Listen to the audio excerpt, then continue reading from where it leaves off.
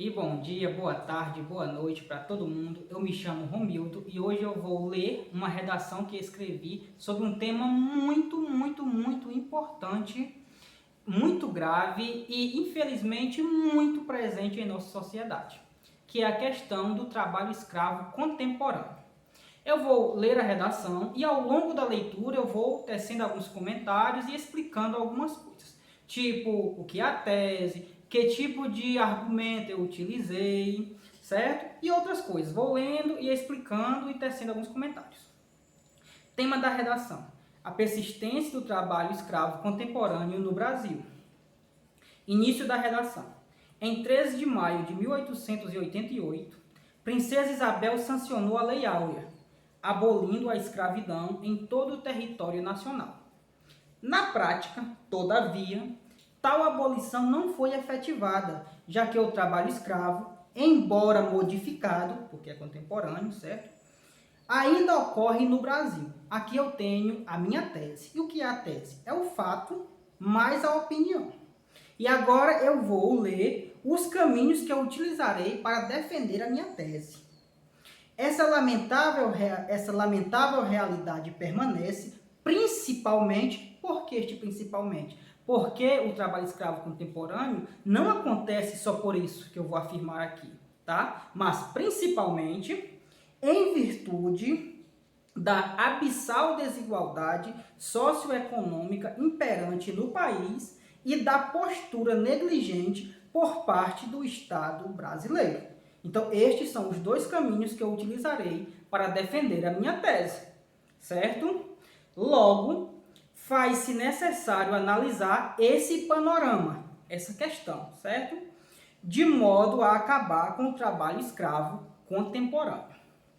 Primeiro parágrafo de desenvolvimento. E aqui uma coisa muito importante, certo? Eu utilizei nesta sequência. Eu falei que o trabalho escravo contemporâneo no Brasil ocorre em virtude da desigualdade social e em virtude da negligência do Estado. Percebam que eu apontei primeiro a desigualdade social. Então, meu primeiro parágrafo de desenvolvimento vai ter que ser sobre a desigualdade social. O segundo, sobre a negligência do Estado. Tem que aparecer nesta ordem, nesta respectiva ordem. Vamos lá. Primeiro parágrafo de desenvolvimento. Vale destacar, em primeira análise, que o filme Sete Prisioneiros, no qual se retrata uma situação de trabalho forçado na cidade de São Paulo, surpreende ao sugerir que pessoas pobres e sem perspectiva de melhora integram o nefasto sistema de trabalho escravista não apenas como trabalhadores, mas também como colaboradores. Aqui temos aqui o meu tópico frasal, certo? Aqui deste parágrafo. E ainda eu não entrei na questão da argumentação. Eu citei o filme Sete Prisioneiros como exemplo, certo? Que é uma obra que fala sobre o trabalho escravo contemporâneo. É um filme muito relevante, é um filme muito bom. Inclusive, em 2021, foi o segundo filme mais assistido, segundo filme produzido em língua portuguesa, mais assistido na Netflix, certo? Aí, agora que eu vou começar a minha argumentação. Até agora o que eu tenho aqui são exemplos e fatos, certo? Fatos. Primeira argumentação. A esse respeito, cabe pontuar que tal realidade...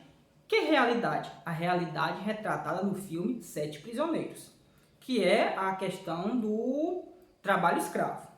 Mantém estreita relação com a enorme desigualdade socioeconômica reinante no Brasil. Segundo o relatório das desigualdades mundiais, o país figura entre os mais desiguais do mundo. Assim, em busca de uma vida digna e sem privações, pessoas que vivem em condição de extrema miserabilidade são facilmente atraídas por falsas promessas de empregos e de bons salários, acabando incorporadas como trabalhadores ou, em alguns casos, como seguranças e administradores a esquemas criminosos de trabalho escravo. Esse argumento dialoga diretamente com a minha citação, certo? Porque a citação não pode ser algo solto, né? A citação, ela deve contribuir com a minha argumentação. Continuando. Evidencia-se, portanto, que enquanto a gigantesca desigualdade socioeconômica se mantiver, o país será obrigado a conviver com esse grave desrespeito aos direitos humanos. Qual é o grave desrespeito aos direitos humanos? O trabalho escravo contemporâneo. Segundo parágrafo de desenvolvimento. Aqui eu tenho que falar sobre a negligência estatal. Além disso, em 2020, o governo federal cortou quase pela metade o repasse para monitoramento e operação de combate ao trabalho escravo no Brasil, o que demonstra enorme falta de comprometimento governamental com o combate à escravidão contemporânea na sociedade brasileira. Pode-se dizer, então, aqui da minha argumentação, certo? Joguei aqui mais um dado, né? Que é para ajudar na minha argumentação, para reforçar a minha argumentação, para dar autoridade à minha argumentação. E agora é que eu vou entrar na argumentação de fato. Pode-se dizer, então, que a permanência do trabalho escravo se deve, em grande medida, por que eu escrevi em grande medida? Porque se deve a outras coisas também. Eu sempre tenho que deixar isso claro, certo? Se deve, em grande medida, à negligência do Estado, uma vez que, não havendo investimento suficiente em órgãos de fiscalização e combate, por exemplo, os criminosos sentem-se livres para continuar escravizando. Infere-se, portanto, que tal omissão governamental figura entre os principais entraves à extinção de atividades laborais semelhantes à escravidão, as quais, na maior parte dos casos, lança mão de intensa violência física e psicológica. Agora vamos à minha proposta de intervenção e conclusão, consequentemente.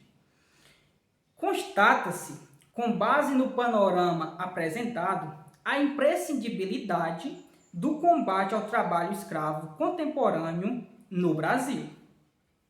Para tanto, este para tanto está indicando a minha finalidade, certo?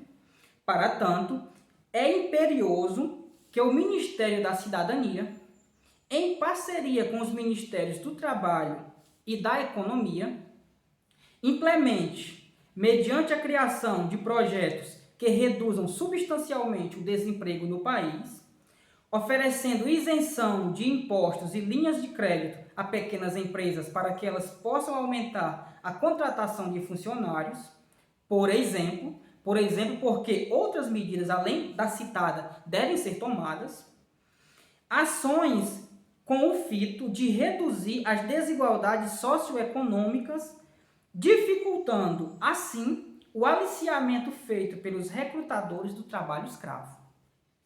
Então, aqui, o meu agente desta proposta é o Ministério da Cidadania, certo? Em parceria, como eu citei, com os Ministérios da Economia e do Trabalho. Tenho aqui o meio, certo? Tenho a ação, primeiramente, que a ação é a criação de projetos, né, que reduzam substancialmente o desemprego. E por meio de quê? Que o Ministério da Cidadania vai pôr esta ação em prática. Tem aqui, mediante a criação de projetos, que vai colocar em prática, né, mediante a criação de projetos, o oferecimento de isenção de impostos, linha de crédito, como eu já li anteriormente. Parei aqui em trabalho escravo. Esta é a minha proposta mais importante. Aqui na minha conclusão eu tenho duas propostas. Eu posso colocar 3, 4, certo? O ideal é colocar uma completa. Vai demandar menos tempo e menos engenhosidade, certo? A primeira proposta, ela deve necessariamente, se eu fizer mais de uma proposta, a primeira ela deve ter todos os elementos, certo? Finalidade, agente, ação, detalhamento. A primeira proposta deve estar completa. As demais não precisam ser completas, certo? E aqui vai a segunda proposta.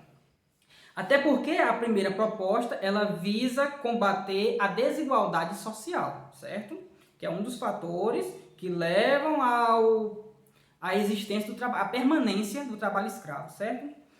Em paralelo, as parcelas sociais conscientes da importância do combate ao crime em pauta devem, através de projetos de iniciativa popular e da organização de projetos de rua, pressionar o governo federal, instância máxima da esfera executiva, a elevar os investimentos em ações de fiscalização de combate ao trabalho escravo. Desse modo, a abolição completa da escravatura poderá ser evidenciada na prática, não se restringindo aos livros de história. E aqui foi a minha redação sobre a persistência do trabalho escravo contemporâneo no Brasil. Espero que vocês gostem e, acima de tudo, que possa contribuir com os estudos de vocês.